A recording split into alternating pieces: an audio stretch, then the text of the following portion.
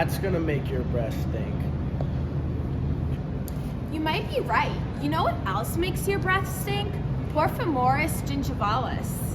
Hi, my name is McNessa Fidlin, and today's presentation I will be talking about Porphyromonas gingivalis, or P. gingivalis.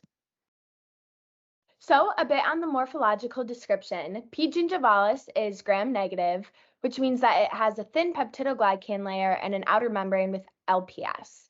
Additionally, it's obligately anaerobic, which means it only grows and survives in the absence of oxygen, and it is non-motile, meaning it can't move or propel itself.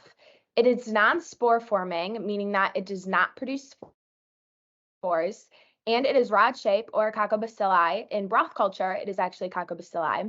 And then it creates smooth, shiny, and convex surfaces. It darkens on blood agar because it takes up the heme. So here's some morphological images of what P. gingivalis looks like. This is what it looks like rod-shaped. This is the coccobacilli shape. And then in between the gums, you can see where P. gingivalis has taken place. So a bit on the phylogeny of P. gingivalis. So the genus is Porphyromonas, and the genus description is that it is obligately anaerobic, heterotrophic, non-spore forming, non-motile, gram-negative rods, and it can ferment sugar. And then the species is P. gingivalis, and the description is that it is a gram-negative oral anaerobe. It is black pigmented, non-motile, and gram-negative. And in the middle, I kind of included its whole phylogeny, and then some more specific characteristics of the genus. P. gingivalis resides in both animals and humans. It can inhabit niches such as the oral cavity, the urogenital tract, the gastrointestinal tract, and infected wounds. But the major site of inhabitation is the oral cavity. And its main function of Porphyromonas is the pathogenesis of periodontitis, which is an oral disease. And then periodontitis is the inflammatory disease that destroys the tissues that support the tooth. So you can kind of see that in this image right here. So a bit on the importance to the human population, some statistics. P. gingivalis is present in 78% of people who have periodontal disease, but it is only present in 34% of people without periodontal disease. P. gingivalis is resistant to antimicrobials, and it focuses on the host defense mechanism. A bit on the transition.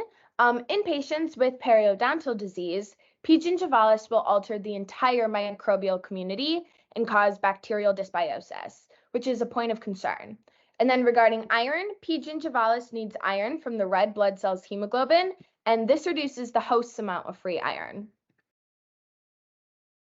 So some warning signs that you might have P. gingivalis: bad breath or bad taste that won't go away, red, swollen, tender, and or bleeding gums, and then painful chewing. So a bit on the metabolism of P. gingivalis. So the energy that P. gingivalis uses is derived from amino acids, specifically glutamate, glutamine, and aspartate and asparagine. These are preferentially used as opposed to other amino acids. And then acetyl-CoA is a substrate. So as you can see here, you have asparagine goes into aspartate, kind of goes down the chain, and then you have oxaloacetate, pyruvate, acetyl-CoA, and then it ends in acetate. Over here, you have L-glutamate, goes into 2-oxoglutarate, goes down the chain. You have propionate, and then it ends in butanoate. And then a bit on the replication mechanism. P. gingivalis will invade host cells, and it will replicate that way. Additionally, P. gingivalis can protect itself from neutrophil-releasing reactive oxygen species, and it modulates eukaryotic cells' signal transduction pathways. And that's because it is invading within the host cell. So a bit on why I chose P. gingivalis. So P. gingivalis is an oral disease, and I'm pre-dental. So I kind of wanted to learn more about the diseases that are affecting one's health. I've been shadowing dentists that have diagnosed patients with P. gingivalis in the past. So I wanted to learn a bit more about what was all entailed with P. gingivalis. Additionally, P. gingivalis is a very common microbe, and I wanted to learn more. Around 70% of adults actually suffer with some degree of P. gingivalis. So since I'll have this knowledge from this microbial presentation, I can kind of help answer their questions and my questions. And lastly, P. gingivalis is a very easily preventable disease, and I would like to prevent P. gingivalis within myself and within my loved ones. So some ways to prevent P. gingivalis are daily brushing, trapping food particles, daily brushing to help prevent trapped food particles, as well as going to the dentist for cleaning twice a year to prevent tartar buildup. So, a bit on the reflection of what I've learned. Certain medications can actually cause P. gingivalis, such as anticonvulsants, immunosuppressants, and calcium channel blockers. Tooth loss is a cause of P. gingivalis, specifically periodontitis, because P. gingivalis causes periodontitis. P. gingivalis is actually transmissible. So if you have P. gingivalis and you are kissing or sharing a drink with someone who has P. gingivalis, that can swap millions of bacteria. And lastly, plaque can cause P. gingivalis. So dental scaling and root planing is one way to get rid of it. So an additional reflection point, I'll be taking good care of my teeth. So the multiple choice question.